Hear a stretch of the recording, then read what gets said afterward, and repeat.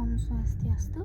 Perkenalkan, nama saya Nima Dikinta Maharani, nomor absen 25, dan di kesempatan kali ini kami kelompok 1 akan menjelaskan untuk materi ilmu ekonomi. Adapun definisi ilmu ekonomi oleh beberapa ahli di sini, yang pertama itu ada dari McKeeran tahun 2000.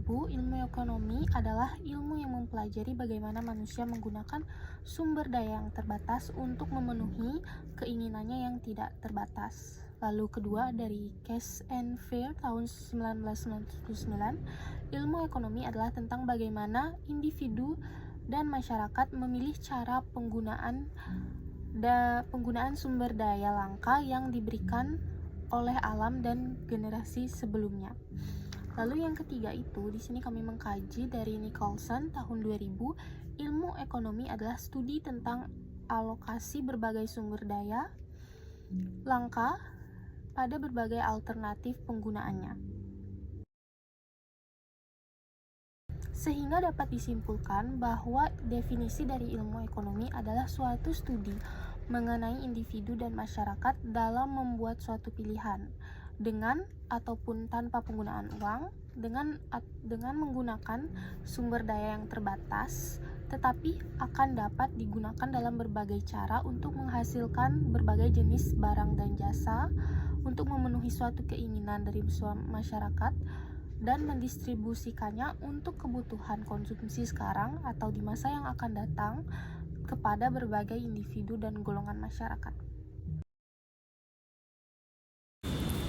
Jadi, adapun tujuan mempelajari ilmu ekonomi yakni poin pertama, yaitu untuk memahami dunia di mana tempat kita tinggal. Lalu, poin kedua, ilmu ini mencerdaskan kita dalam memilih keputusan perekonomian. Lalu, poin ketiga, ilmu ini memberikan pemahaman mengenai potensi dan kemampuan kebijakan ekonomi.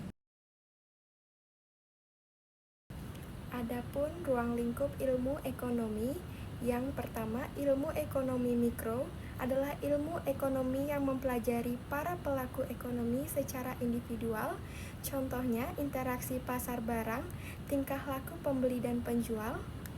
Lalu, kedua, ada ilmu ekonomi makro, yaitu ilmu ekonomi yang mempelajari perekonomian secara keseluruhan, contohnya masalah pengangguran, masalah inflasi, dan perdagangan internasional, dan lain-lainnya. Sekarang saya akan menjelaskan pengertian dari 8 kata yang sudah sering kita dengar. Nah, yang pertama itu kelangkaan. Kelangkaan itu adalah suatu kondisi di mana permintaan barang dan jasa itu melebihi dari sumber daya yang tersedia. Yang kedua itu ada kebutuhan.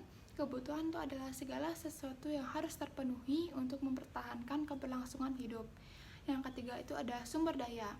Sumber daya adalah segala sesuatu yang digunakan untuk memenuhi keperluan atau keinginan manusia. Yang keempat itu ada kegiatan ekonomi. Kegiatan ekonomi adalah segala aktivitas manusia untuk memenuhi kebutuhan hidup, seperti ada produksi, distribusi, maupun konsumsi. Dan yang kelima itu ada pasar. Nah, pasar itu adalah tempat terjadinya transaksi antara jual beli barang dan jasa. Yang keenam itu ada ceteris paribus. Ceteris paribus itu merupakan bahasa Latin yang artinya itu semua hal itu dianggap sama. Nah, sekarang saya akan membahas mengenai pengertian dari barang dan jasa.